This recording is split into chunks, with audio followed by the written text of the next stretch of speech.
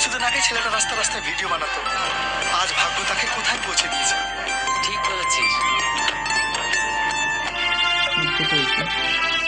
ওই পাশে গিয়ে বলবি রাস্তার মাঝে এত ভিড় কিসের? ম্যাডাম, এখনকার ইউটিউব জগতের সব থেকে ভাইরাল প্লেয়ার রিয়াজ সাহেব এসেছে, সেই জন্য এত ভিড়।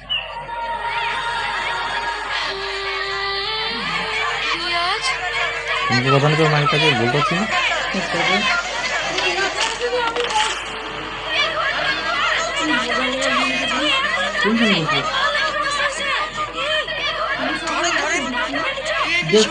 আমাদের গাড়ি কোথায়?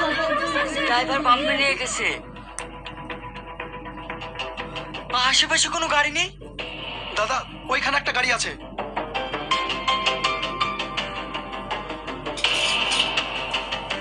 রিয়াজ, রিয়াজ। ড্রাইভার, কোথাও দাঁড়াবে না, সরাসরি হসপিটালে নিয়ে যাবে, তাড়াতাড়ি যাও। রিয়াজ, রিয়াজ।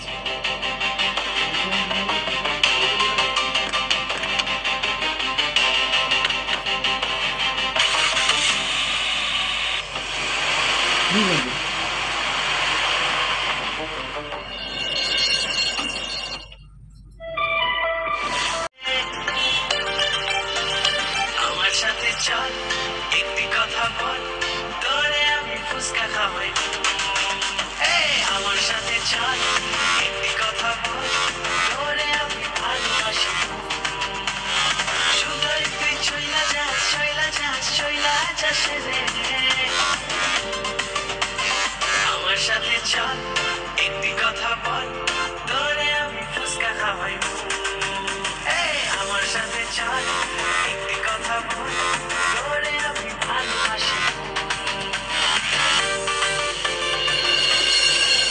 আপনাদের গ্রামে এসেছি, আপনারা যে যা পারবেন আমাদেরকে কিছু দিয়ে সাহায্য করুন।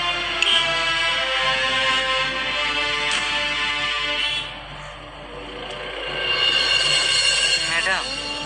কেন হাত পা নেই? কাজ করে খেতে পারো না? এসব ধান্দা সব বুঝি।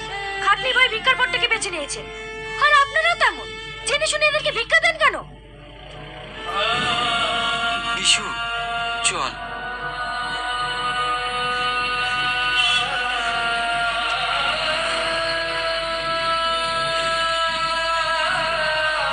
মা, তুমি এটা ভুল ভাবছো। ও এটা নিজের জন্য করছে না।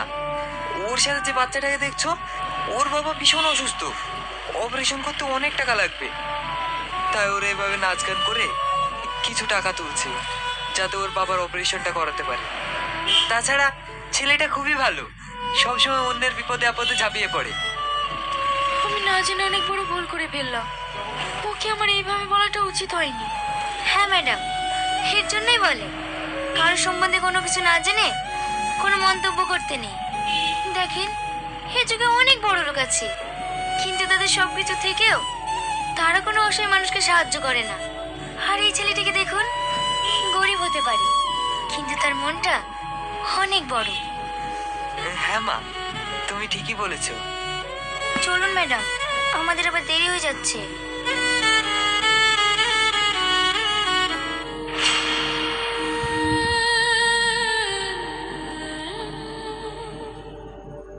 মানুষটা সে একই রকম আছে, একটুও বদলায়নি।